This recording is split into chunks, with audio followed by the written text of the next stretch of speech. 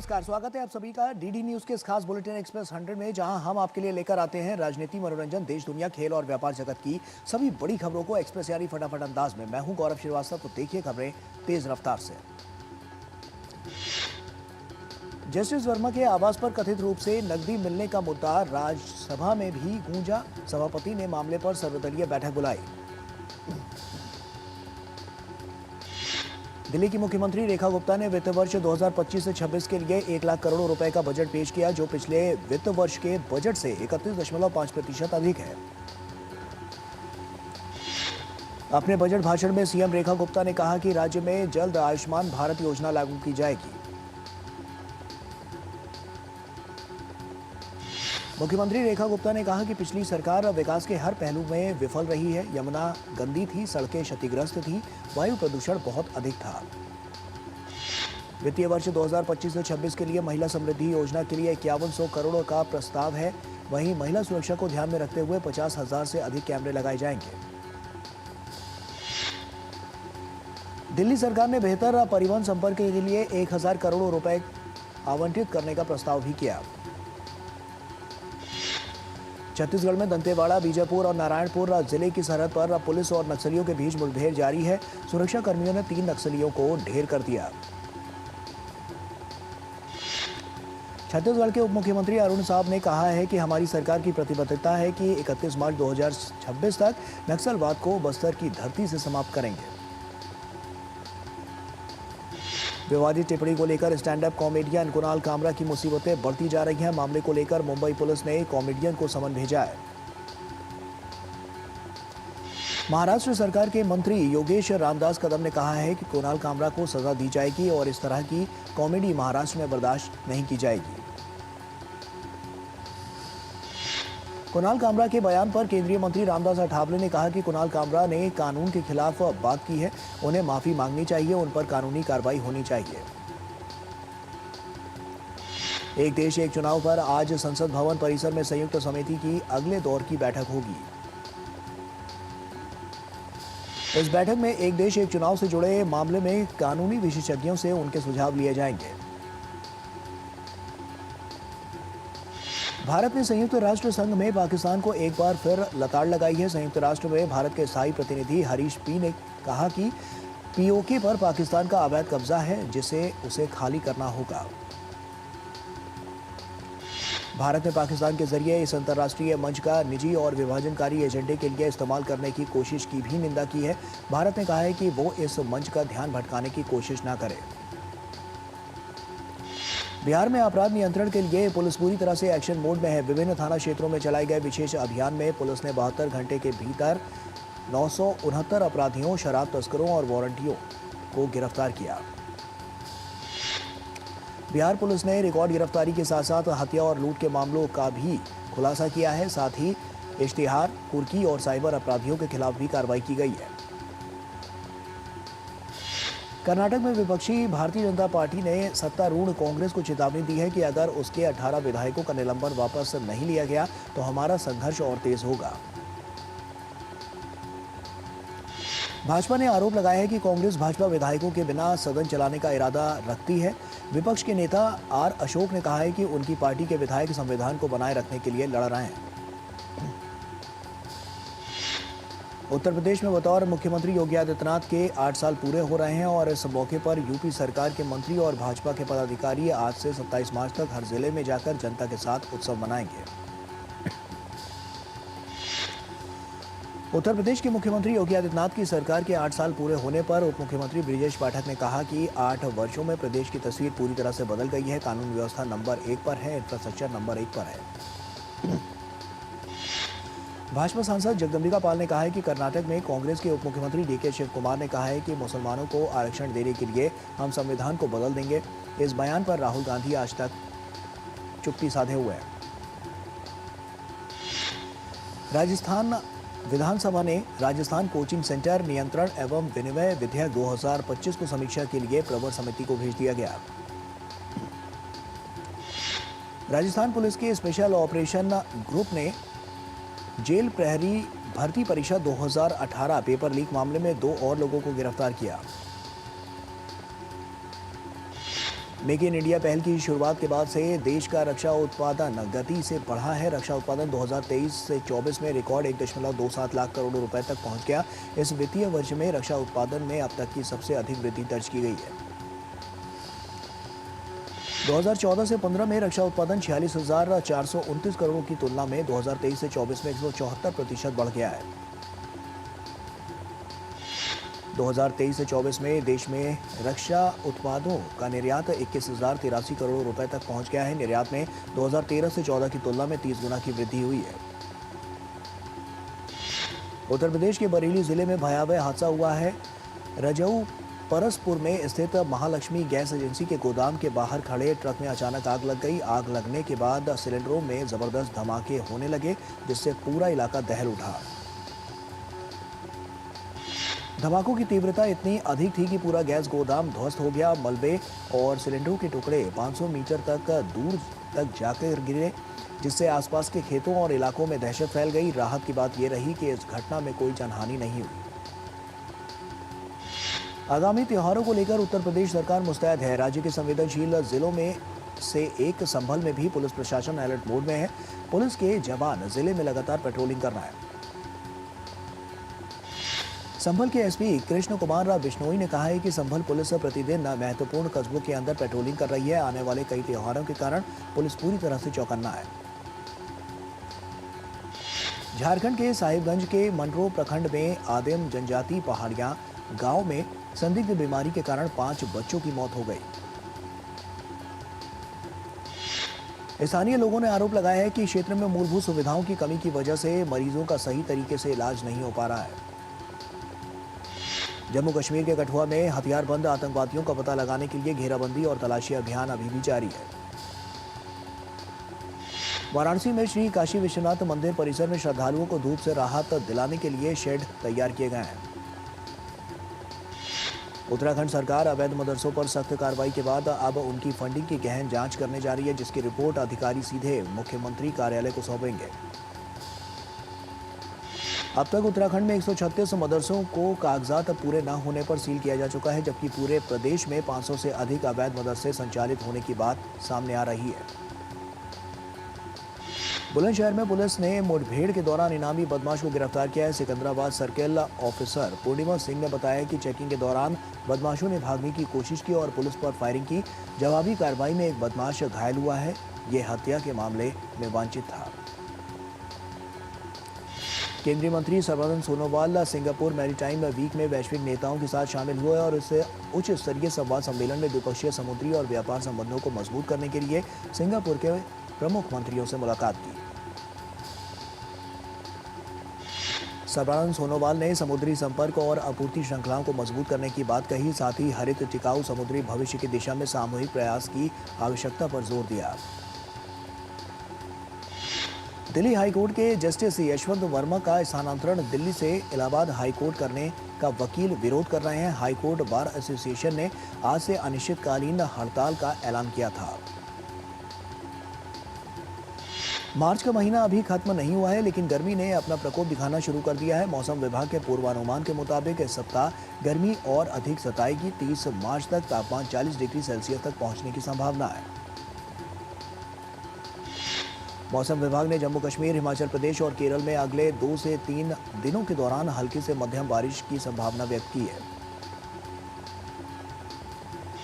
वहीं आने वाले दिनों में गुजरात, तमिलनाडु, पुडुचेरी, तटीय आंध्र प्रदेश और रायलसीमा के तटीय क्षेत्रों में अलग अलग जगहों पर मौसम गर्म और उमस भरा रह सकता है। भारत आज से 27 मार्च तक मुंबई में 3 दिवसीय निजी क्षेत्र सहयोग मंच 2025 की मेजबानी करेगा। कर्मचारी राज्य बीमा निगम से इस साल जनवरी में 18.19 लाख नए सदस्य जुड़े हैं। जनवरी में जुड़े नए सदस्यों में 8.67 लाख 25 वर्ष की आयु वर्ग के हैं, जो दिखाता है कि देश में नौकरियों के अवसर बढ़ रहे हैं और अर्थव्यवस्था की स्थिति अच्छी बनी हुई है।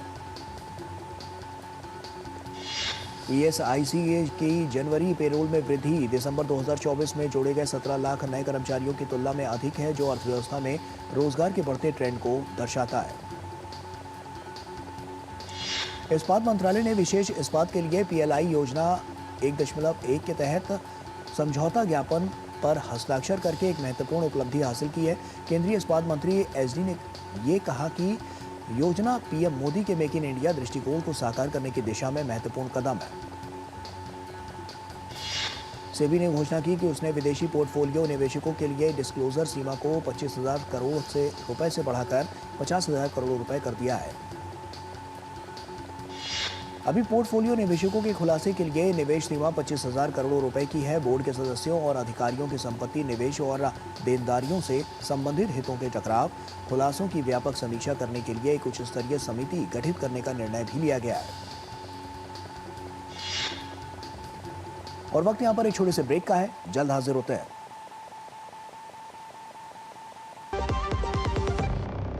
जब धरती चीर कर निकलता है लोहे का पत्थर और मिलता है मोंगिया के जोश से, फिर तपता है, पिघलता है और बनता है फौलाद। अब होता है सरिया सारी खूबियों के साथ।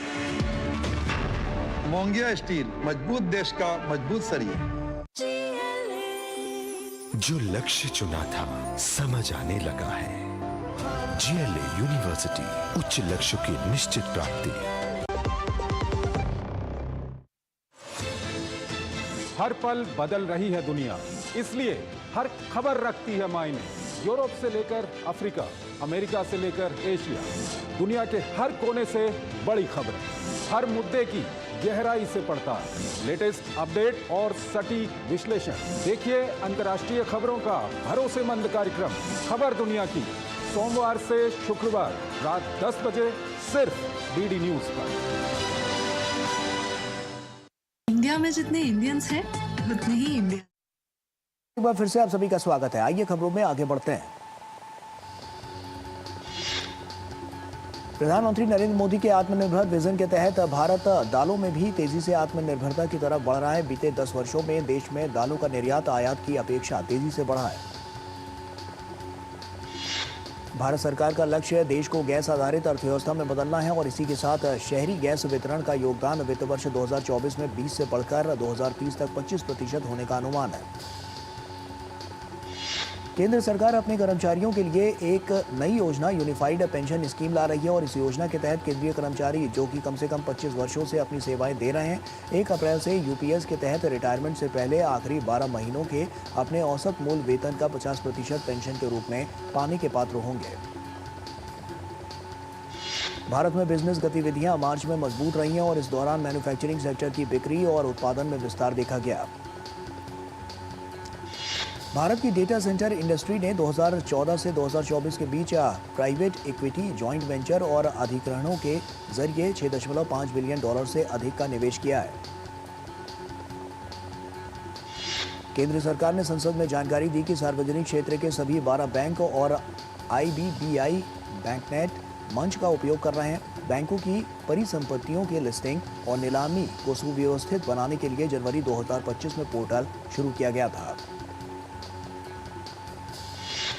केंद्रीय मंत्री किरेन रिजिजू ने जानकारी दी कि वित्तीय वर्ष 2023 से 24 के दौरान अल्पसंख्यक कार्य मंत्रालय की एनएमडीएफसी की योजनाओं के अंतर्गत लगभग 1,85,000 लाभार्थियों ने रियायती ऋण का लाभ उठाया। इलेक्ट्रॉनिकी और सूचना प्रौद्योगिकी मंत्रालय 27 मार्च को बेंगलुरु में देश में सेमीकंडक्टर प्रणाली पर नैनो इलेक्ट्रॉनिकी रोड शो और सम्मेलन की मेजबानी करेगा। ये रोड शो नवाचार के साथ साथ आत्मनिर्भर भारत के निवेश को बढ़ावा देगा। आरबीआई वित्तीय प्रणाली में तरलता बढ़ाने के लिए $10 अरब मूल्य के अमेरिकी डॉलर और रुपए की अदला बदली की। इस नीलामी के पहले चरण का निपटान 26 मार्च और दूसरा 27 मार्च को संपन्न होगा। भारत को सर्विस आधारित मॉडल से प्रोडक्ट आधारित मॉडल की तरफ शिफ्ट होना चाहिए। नीति आयोग के सदस्य वीके सारस्वत ने कहा कि भारत को इनोवेशन के क्षेत्र में स्वयं को मजबूत करना होगा। सेबी चेयरपर्सन बोर्ड सदस्यों और अधिकारियों के हितों के टकराव और डिस्क्लोजर से जुड़े नियमों की समीक्षा के लिए एक उच्च स्तरीय समिति का गठन करेगी। केंद्र ने देश में हथकरघा श्रमिकों को लाभ पहुंचाने वाली योजनाओं के लिए चालू वित्त वर्ष के दौरान 364 करोड़ रुपए से अधिक जारी किए हैं। अर्जेंटीना में अंतिम सैन्य तख्तापलट के 49 साल पूरे होने पर देश के लोग एकत्रित हुए हैं। सैन्य तख्तापलट के विरोध में ब्यूनर्स आयर्स में प्रतिष्ठित कासा रोसाडा प्रेसिडेंशियल पैलेस के सामने लोग जमा हुए। राष्ट्रपति के प्रवक्ता मैनुअल एडोर्नी ने 1976 और 1983 के बीच सैन्य और गुरिल्ला गतिविधियों से संबंधित राज्य खुफिया सचिवालय द्वारा रखी गई फाइलों को सार्वजनिक करने के निर्णय की घोषणा की। अमेरिकी राष्ट्रपति डोनाल्ड ट्रंप ने सोमवार को कहा कि वे वेनेजुएला से तेल या गैस खरीदने वाले किसी भी देश पर 25% टैरिफ लगाएंगे। उनका ये बयान तब आया जब अमेरिका और वेनेजुएला के बीच अवैध प्रवासियों को लेकर तनाव चरम पर है। वेनेजुएला एक बड़ा तेल उत्पादक देश है। ट्रंप ने अपने ट्रूथ सोशल नेटवर्क पर लिखा, वेनेजुएला संयुक्त राज्य अमेरिका और उन स्वतंत्रताओं के प्रति बहुत शत्रुतापूर्ण रहा है जिनका हम समर्थन करते हैं। इस्तांबुल में सरकार विरोधी प्रदर्शनकारियों और पुलिस के बीच तल्खी जारी है। सोमवार देर रात प्रदर्शनकारियों और पुलिस के बीच फिर से झड़पें हुई।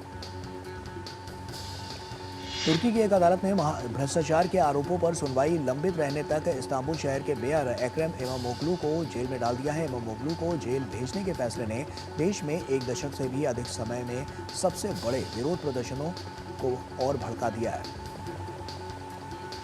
रूस और अमेरिका के अधिकारियों के बीच यूक्रेन में संघर्ष विराम को लेकर सऊदी अरब में सोमवार को हुई बैठक 12 घंटे चली और समाप्त हो गई और इस बैठक के नतीजों पर एक साझा बयान आज जारी होने की उम्मीद है। रियाद में हुई इस बातचीत में काला सागर क्षेत्र में संघर्ष विराम को प्रमुख एजेंडे के तौर पर लिया गया है। काला सागर पर हुई ये वार्ता जहाजों के आवागमन को जल्द से जल्द शुरू करने के लिए थी। पूर्व अमेरिकी राष्ट्रपति डोनाल्ड ट्रंप इस 3 साल से चल रहे युद्ध को जल्द से जल्द खत्म करने की कोशिश में हैं और उन्हें उम्मीद है कि यह बातचीत निर्णायक दिशा में आगे बढ़ेगी। हालांकि यूरोपीय देशों ने रूस की अधिकतम मांगों से पीछे हटने को लेकर संदेह जताया है। बर्ड फ्लू तेजी से स्तनधारियों में फैल रहा है और सैकड़ों इंसानों को भी संक्रमित कर चुका है। ब्रिटेन में एक भेड़ में बर्ड फ्लू की पुष्टि हुई है। तुर्की में लगातार छठे दिन भी विरोध प्रदर्शन जारी है। प्रदर्शन कर रहे लोगों को हिरासत में लिया गया है। तुर्की के राष्ट्रपति एर्दोगन ने इस आंदोलन को हिंसा का आंदोलन बताया है। एर्दोगन के मुख्य राजनीतिक प्रतिद्वंदी मेयर एक्रम इमामोग्लू को पिछले बुधवार को हिरासत में लिए जाने से तुर्की में एक दशक से भी अधिक समय में सबसे बड़ा विरोध प्रदर्शन शुरू हो गया। इमामोग्लू को राष्ट्रपति एर्दोगन का प्रतिद्वंदी माना जाता है। वहीं तुर्की के कई शहरों में सड़कों पर सभाओं पर प्रतिबंध लगाए जाने के बावजूद ज्यादातर शांतिपूर्ण सरकार विरोधी प्रदर्शन जारी है। व्हाइट हाउस ने अपने एक बयान में कहा कि उसने गलती से यमन युद्ध की योजना अटलांटिक के एक पत्रकार के साथ साझा कर दी। डेमोक्रेटिक सांसदों ने इस गलती की कड़ी निंदा करते हुए कहा कि ये अमेरिकी राष्ट्रीय सुरक्षा का उल्लंघन है और कानून का उल्लंघन है जिसकी कांग्रेस द्वारा जांच की जानी चाहिए। 2 बड़े जंगलों में लगी आग के कारण मध्य चिली में रेड अलर्ट लागू कर दिया गया है, जिसके कारण लोगों को अपने घर खाली करने पड़े और कक्षाएं स्थगित करनी पड़ी। उत्तरी मैक्सिको में वैन के खाई में गिरने और उसमें आग लग जाने से 12 लोगों की मौत हो गई और 4 अन्य घायल हो गए। उत्तरी कैरोलिना के पोल्क काउंटी में कम से कम 3 जंगल में आग लग गई और इन आगों के कारण लोगों को बाहर निकालना पड़ा और आग से निपटने के लिए 249 कर्मियों को तैनात किया गया। आईपीएल में कल दिल्ली कैपिटल्स ने लखनऊ सुपर जायंट्स को 1 विकेट से हरा दिया। लखनऊ द्वारा दिए गए 210 रनों के लक्ष्य का पीछा करते हुए दिल्ली ने 9 विकेट पर 211 रन बनाकर मुकाबला जीता। मैच में एक समय दिल्ली 65 रन पर 5 विकेट खोकर संघर्ष कर रही थी, लेकिन आशुतोष शर्मा ने अपना पहला मैच खेल रहे विप्रज निगम के साथ मिलकर खेल को दिल्ली के पक्ष में मोड़ दिया। आईपीएल में आज पंजाब किंग्स और गुजरात टाइटंस के बीच मुकाबला खेला जाएगा। बीसीसीआई ने 1 अक्टूबर 2024 से 30 सितंबर 2025 तक की अवधि के लिए भारतीय महिला टीम के लिए अनुबंध नवीकरण की घोषणा की है। भारतीय कुश्ती महासंघ के अध्यक्ष संजय सिंह को यूनाइटेड वर्ल्ड रेसलिंग एशिया का ब्यूरो सदस्य चुना गया। संजय सिंह को 38 में से 22 मत हासिल हुए। इस प्रतिष्ठित पद पर उनका चुना जाना भारतीय कुश्ती के लिए एक बड़ी उपलब्धि के तौर पर देखा जा रहा है। अहमदाबाद में चल रहे राष्ट्रीय बधिर सीनियर, जूनियर और सब जूनियर खेल का हुआ समापन, जिसमें राजस्थान राज्य को सबसे ज्यादा पदक हासिल हुए हैं। टेबल टेनिस में पश्चिम बंगाल राज्य श्रेष्ठ रहा है। All India Sports Council of the Deaf द्वारा आयोजित प्रतियोगिता में कई सारे खिलाड़ियों ने भाग लिया और पदक हासिल किए। ग्लोबल इंडियन प्रवासी कबड्डी लीग ने दिल्ली में एक भव्य समारोह में अपनी चैंपियनशिप ट्रॉफी का अनावरण किया और ये लीग 18 अप्रैल से गुरुग्राम में शुरू होगी। GIPKL की अध्यक्षा कंथी डी सुरेश ने कहा है कि ये लीग कबड्डी को वैश्विक स्तर पर बढ़ावा देने के लिए एक महत्वपूर्ण कदम है। फिल्म फुले 11 अप्रैल को सिनेमाघरों में होगी रिलीज। अजय देवगन की फिल्म रेड 2 1 मई को रिलीज होगी। Mufasa the lion king OTT पर 26 मार्च को होगी स्ट्रीम। फिल्म कनप्पा 25 अप्रैल को सिनेमाघरों में रिलीज होगी। अक्षय कुमार, अनन्या पांडे और आर माधवन की फिल्म केसरी चैप्टर 2 18 अप्रैल को होगी रिलीज। विजय देवरकोंडा की फिल्म किंगडम 30 मई को रिलीज होगी। नितिन की आगामी फिल्म रॉबिन हुड 28 मार्च को रिलीज होने वाली है। सैफ अली खान और जयदीप अहलावत की फिल्म ज्वेल थीफ 27 मार्च को OTT पर होगी प्रीमियर। पुलकित सम्राट और इसाबेल कैफ की फिल्म सुस्वागतम खुशामदीद 16 मई को सिनेमाघरों में होगी रिलीज।